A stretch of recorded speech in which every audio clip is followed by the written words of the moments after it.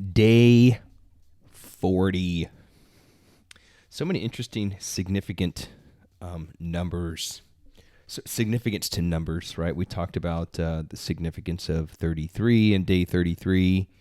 We talked about the significance, a little bit of the significance of 40. And that's something I want to talk about a little bit today, but maybe go a little bit deeper. Now, I guess I want to ask you a question. Think about like when you were a kid, right? Excuse me. Think of when you're a kid and you did something wrong, right? Or think of the time when you're a kid when you wanted something. Majority of the time, who did you go to in the family, right? So, did you ask your mom? Did you ask your dad when you broke something? Like, usually, who did you go to? The majority of the time, or the most common, is you asked your mom, right? If you wanted something, maybe you didn't always go to dad. Maybe you went to your mom first because you knew that your mom could butter up your dad a little bit, right? Or if you weren't raised in a home with mother and father, but maybe grandmother and grandfather, you probably usually went to your grandmother, right? Because she has a lot of influence over the father, over the grandfather, right? Your mom over your dad, and that is just a very common thing. And that's kind of what I want to talk about today is the power of the woman.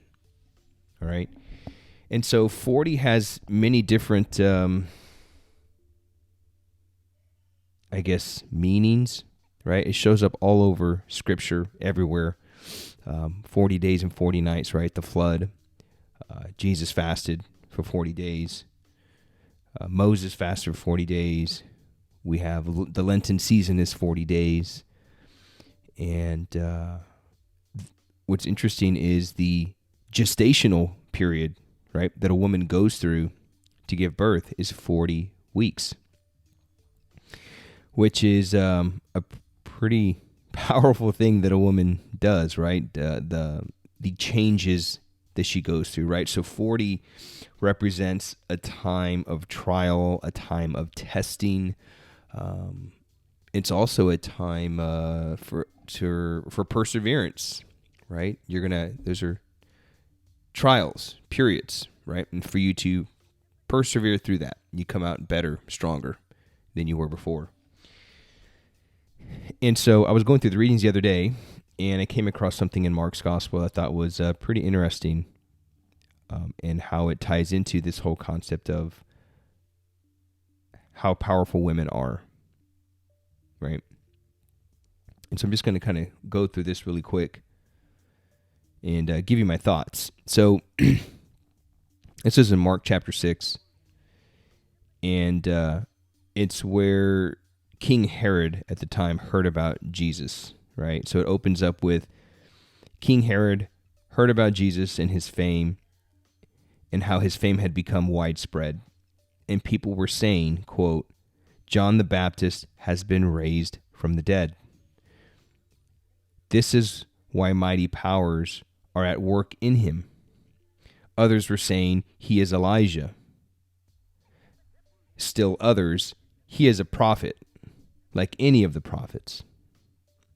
But when Herod learned of it, he said, quote, it is John whom I beheaded. He has been raised up.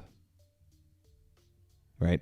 So John the Baptist is Jesus' cousin, right? So when Mary had conceived Jesus, when she was about 3 months, she went to visit Elizabeth, and Elizabeth had conceived, and she had John the Baptist. And so they were cousins.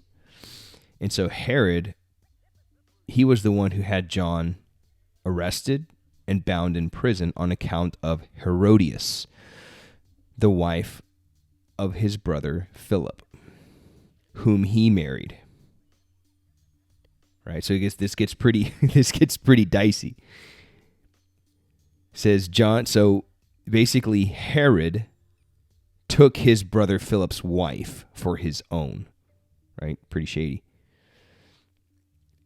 and her name was Herodias. And so John told Herod, "It's not lawful for you to have your brother's wife." Herodias harbored a grudge against him and wanted to kill him, but wasn't able to do so. So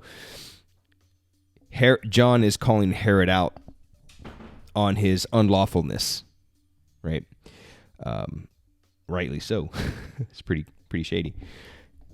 But Herodias, who's now this woman who's been brought to, she's now like queen status, right? She's up there. She's royalty now, and she doesn't like that she may potentially lose this royalty because of John, and so she wants him killed.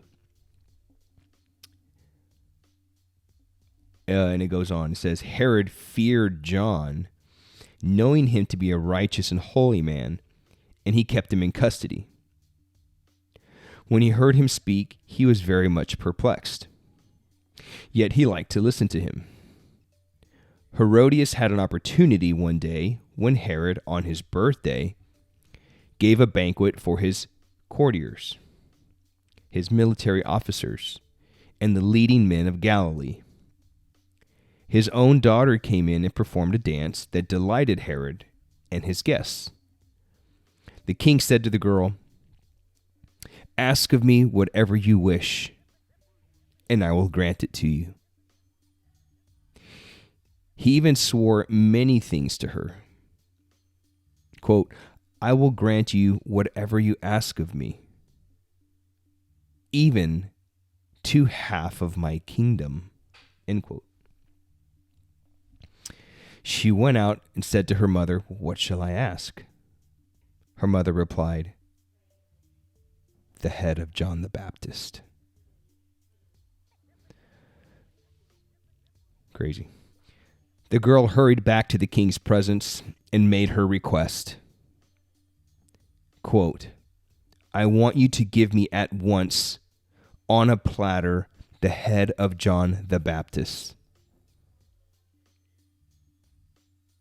End quote. The king was deeply distressed, but because of his oaths and the guests, he did not wish to break his word to her. So he promptly dispatched an executioner with orders to bring back his head. He went off and beheaded him in the prison. He brought in the head on a platter and gave it to the girl. The girl, in turn, gave it to her mother. When his disciples heard about it, they came and took his body and laid it in a tomb. Bro, that's pretty crazy.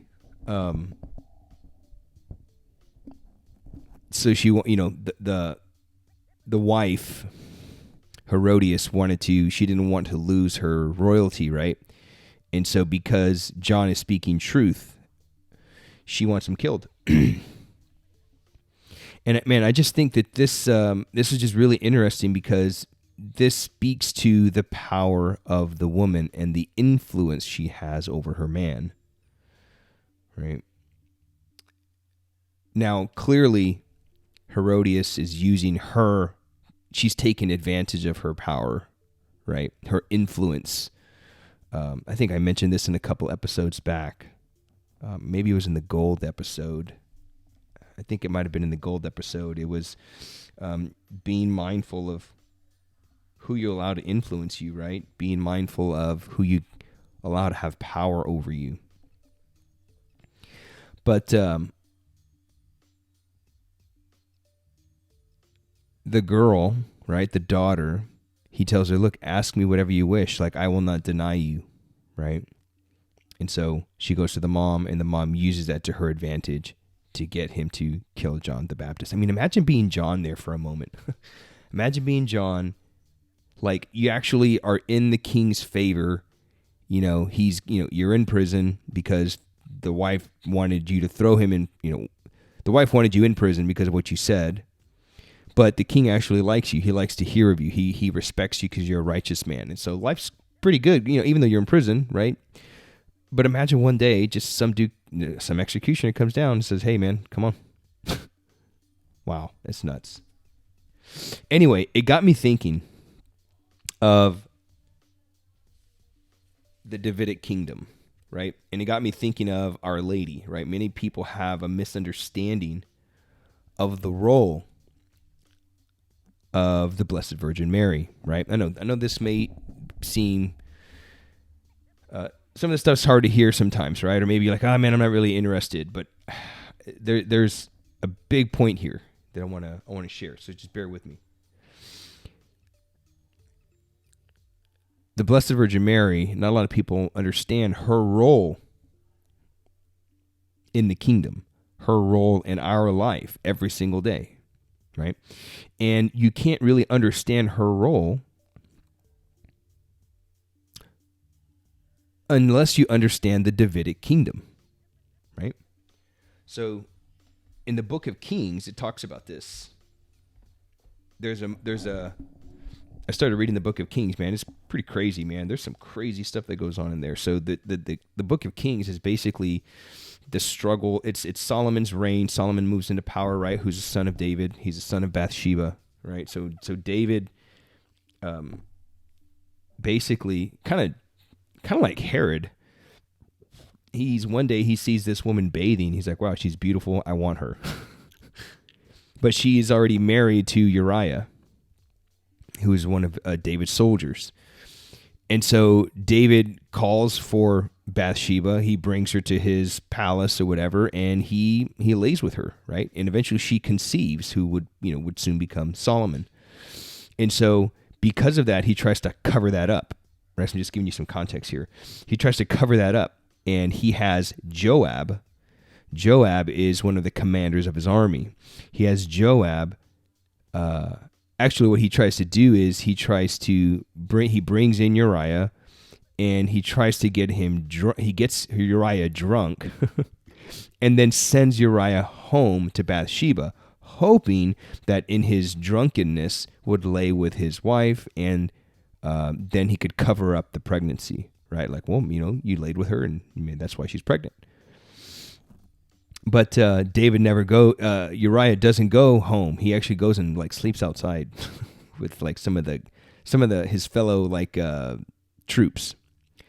So David brings him in again and tries it again, but again, doesn't work. He goes out and sleeps outside with his troops.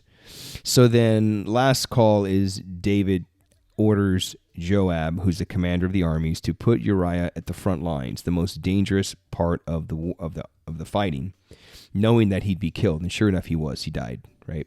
And then eventually David takes in Bathsheba. She becomes his wife, and gives birth to Solomon, right? So a little context there.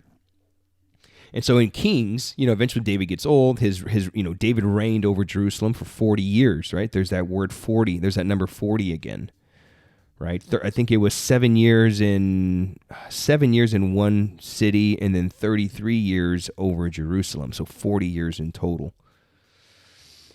And so Kings is this struggle for power, right? Adonijah, who is one of the sons, he's the son of David, and he's Solomon's brother, but he's from another woman.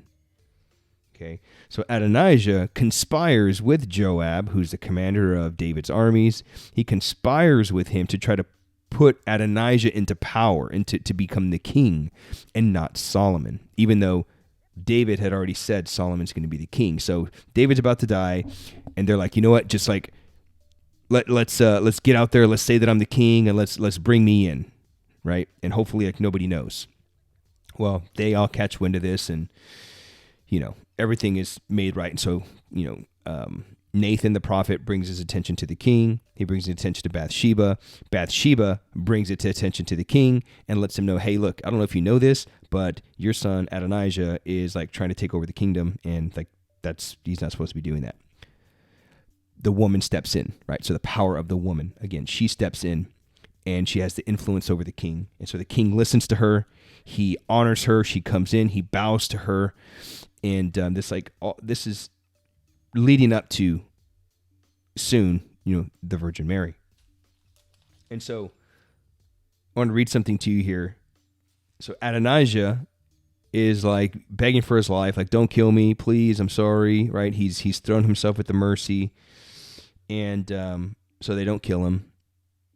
But Adonijah knows the power of the woman, right? He knows the influence that Bathsheba has over David. I mean, she got him to take him in as her wife, as the wife. She got him to. I mean, she didn't do it, but David did on his own. I mean, he killed Uriah so that way he could be with her, right? So he knows that she has a lot of influence over David, and so pretty similar to have our women have a lot of influence over us today, right? You hear all these. I think I was listening to, or I've seen it on maybe YouTube. It was like a compilation of like the Family Feud with Steve Harvey, and he's like, "What would men do for women?" Right? It's like they will steal, they will kill, they will lay down their life for it. Right? They'll lie for sex. They'll do all these things. Again, it just demonstrates the power of the woman, right? And so there's a moment here. Adonijah tries to take advantage of this, right? And so Adonijah, he's the son of Haggith, I guess, who is another one of the wives of David. And he says here, Adonijah, the son of Haggith, came to Bathsheba, the mother of Solomon, and she said, "Do you come peaceably?" And he said, "Yes, peaceably." Then he said, "I have something to ask you." She said, "Say on." He said, "You know that the kingdom was mine, and that all Israel fully expected me to reign. But however, the kingdom has turned about and become my brother's, for it was his from the Lord. And now I have one request to make of you. Do not refuse me." She said to him, "Say on." And he said, "Please ask King Solomon. He will not refuse you to give me Abishag, the Shunammite, as my wife." So Abishag, she was basically, so David in his old age, like wouldn't eat, wouldn't do certain things, right? So they brought in Abishag. She was basically like his caretaker. She was a nurse, right? And so she like took care of David. And so now Adonijah's like, well, I want her to be my wife. Okay. So he goes to Bathsheba, and he asks her, go to Solomon, which is, she's the mother of Solomon, right? He won't refuse you, right? So he knows this, right? Adonijah knows this. He will not refuse you to give me Bathsheba the Shunammite as my wife. Bathsheba said, "Very well, I will speak for you to the king." So, mark, very important thing that I just said right there. I will speak for you to the king. Okay? So Bathsheba went to King Solomon to speak to him on behalf of Adonijah. And the king rose to meet her and bowed to her. Then he sat on his throne and had a seat brought for the king's mother. And she sat on his right. So we all know, right? My right-hand man, things like that, right? The right side is the most powerful side, right? It's your most trusted side, right? Jesus sits at the right hand of the Father. Who's at the right hand of Jesus? We'll get to that. Okay, so here in the Davidic kingdom, the mother, right, sits to the right side of Solomon. So, question for you. In the kingdom, who is the queen? Right, you got the king. Well, who's the queen? I didn't know this. This blew my mind when I learned about this. Who's the queen? A lot of people would say, well, he's the wife, like the wife of the king. That's not the case. That's not the way it was in the Davidic kingdom. That's not the way it was in that time. Because, as you know, David had hundreds of wives, hundreds of concubines, right? Solomon is the son of Bathsheba. Adonijah is the son of Haggith, right? So different women. Absalom, who's, I believe, David's oldest son, was from another woman, right? So they're all from different women. So imagine what would happen if King David, and even Solomon, appointed his quote-unquote wife of one of his children to queen. There'd be a lot of cat fights going on, right? So here's an interesting thing that I learned. The queen is not the wife of the king. The queen is the mother of the king. Interesting, right? The queen is the mother, and she has her own seat near the throne, and it is to the right of the king. So the queen is the most powerful next to the king, the most powerful in the kingdom. When the king is away, she has the power. She has all the influence. She can create war. She can end war. She can, create laws. She is the most powerful. Look at chess. Look at the chess pieces. What is the most powerful piece on the board? The queen. She can move in any direction, in all directions. The king only moves one space at a time because he gives his power to the queen. And did you know that if the queen, so let's just, in context of chess, if the queen works with one bishop, you can conquer the game in 4 moves. You can checkmate your opponent in 4 moves with the queen, and when she works with the bishop. Okay, does some of this sound familiar? So the queen is the mother of the king, right? So to repeat here, then when Bathsheba came to Solomon, the king rose and he bowed to her, right? So he honored her. And then he bowed to her. Then he sat on his throne and had a seat brought for the king's mother, and she sat on his right. So the queen is the most powerful in the kingdom next to the king, and she sits on his right side. Then she said, I have one small request to make of you. Do not refuse me. And the king said to her, make your request, my mother, for I will not refuse you. Another nugget there. Hold on to that.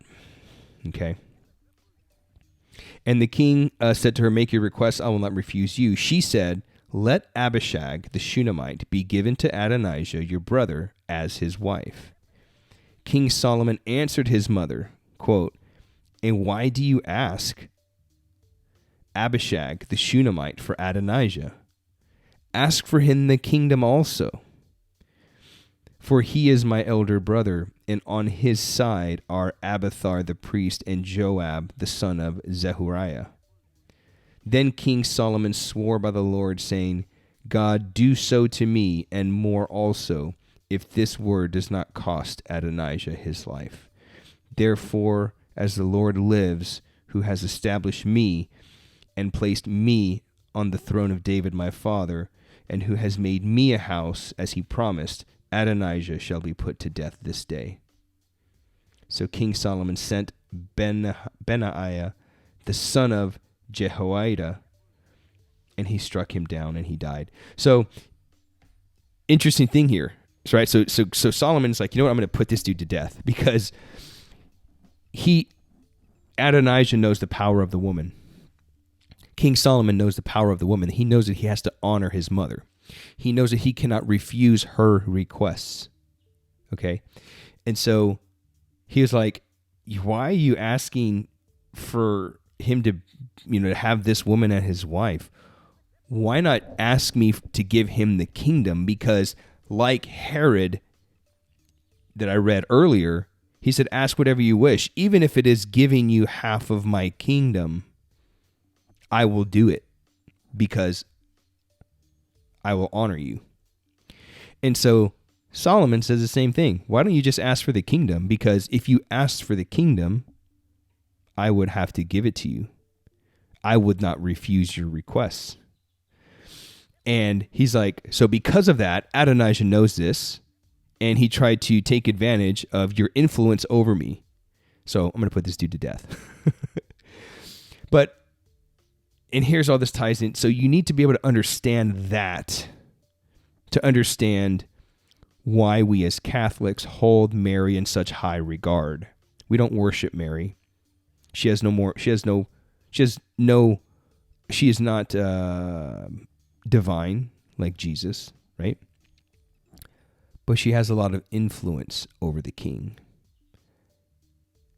The queen is the mother of the king. Mary, that's why we call her Queen Mother. She's the mother of the highest king, Jesus. She has a lot of influence over her. And so, what queen is more powerful, Bathsheba or Mary? Please say Mary. What king is more powerful, David or Jesus? Obviously Jesus. So Jesus comes from a kingdom background, right? And the Old Testament is fulfilled in the New Testament, right? The Old Testament is hidden, the Old is hidden in the New. Or, who is it that said this? It was one of the saints that said this. The Old Testament is hidden in the New Testament. Or the New Testament is hidden in the Old Testament, and the Old Testament is revealed in the New Testament. Something along that lines. I'm probably screwing it up. But the New Testament fulfills the Old Testament, right? And so, if we can trust God at His word, Mary is the queen. And she has her own throne to the right of Jesus. And she has a lot of influence over him. So people always wonder, like, man, why do y'all give Mary so much credit or what have you? Because when she brings her requests to the king, she too says, I have a request for you. Do not refuse me. And Jesus in return will tell her, make your request, my mother, for I will not refuse you. Right? So the Trinity cannot deny Mary. And so we as Catholics, we bring our prayers and our petitions to Mary, and we ask her to, just like Adonijah did to Bathsheba, I have a request. I have a prayer. I have something. I have a petition. Can you bring this to the Lord? And then she will say, bring me your petitions. I will take them and I will speak to the king. So we ask Mary to intercede for us, to take our prayers, our petitions, our requests to Jesus. And, we can go directly to Christ as well, and we should do that. But who's going to have more influence? Like I mentioned in the opening, when you want something as a kid, when you've maybe done something wrong or you've broken something, who do you go to? More than likely, you probably go to your mom. So Mary is the mother of the world, of the universe. And so, in terms of husband-wife relationship, the kids do something wrong, you're about to come down on them pretty hard. What does mom do? She usually kind of intervenes. You know what? Don't be so hard on them. I understand that they've done this. Maybe go a little bit easier on them. And the father more than likely listens. That's the power of the woman. And so behind every strong man is a stronger woman, right? And it's through this woman that we can become a better man. Through the woman, Mary, and through women, we ultimately will become better men, better husbands, better fathers, right? And so if you need help becoming a better man, if you have a need, if you have a request, you know who to bring that to. You need to bring that to Mary. She has influence over the king. She is God's daughter. And God, is very protective of her, right? Mess with her and you're going to have to mess with him. Mess with any man's daughter and you're going to have to mess with him, right? And it's not going to go well for you. It's not going to go well for that person, right? And so, just think about it. How many men take delight in their daughter, right? what would you do if you have a daughter? What would you do for your daughter? Would you give her the world if you could? Right? What would you do if someone disrespected your daughter? What would you do if someone said that she meant nothing, that she was just merely here come the air quotes, a vessel, right? A body to be used. That's what a lot of people say about Mary. Oh, she was just a vessel. Well, that's not very manly. Imagine if someone said your daughter was just a vessel. And in the first reading I mentioned to you, King Herod honored his daughter's request, even if it meant the death of a holy man who he actually enjoyed his company, right? But that's the power of the woman. If you have a request, if you have something going on in your life, if you're struggling, if you want to be a better man, a better husband, a better father, you need to bring that to the queen. You need to bring that to Mary, because it's the power of the woman. And so, anywho, man, I know I'm kind of going on here, but I just thought it was something interesting that I came across the other day, and I wanted to share that with you. If you got any thoughts around it, just drop something in the comments below. But day 40, man. Day 40 in. I'm coming into a deload here. Volume is pretty low right now. Only had 14 lifts today. But it was a bit of a grinder. 445 for 3 was pretty tough. My hips are pretty sore using that new, and that fifth piece to the wedge that I mentioned from a few episodes back. Right? It takes a lot of energy to get into those positions. And I was just feeling pretty tired. Got my butt kicked in jiu-jitsu again. Sometimes you're the hammer, sometimes you're the nail, right? I'm feeling like I'm definitely being tested now with the deadlift and jiu-jitsu. I felt really uncoordinated jiu-jitsu, right? Got my butt kicked pretty good tonight, the other night. But that's where 40 comes in. 40 is it's just appropriate timing, right? That I'm on day 40, and now I'm beginning to feel tested, recovery, being tested in jiu-jitsu, like just getting. It was weird, man. I just felt like a totally uncoordinated on the mat. But it's fitting, day 40. It's a period of trial. It's a period of testing. So that's pretty much it, man. I'm just kind of going on and on. The power of the woman. Through women, we can become a better man. So appreciate you listening. Appreciate you watching. Talk to you in the next episode. Peace.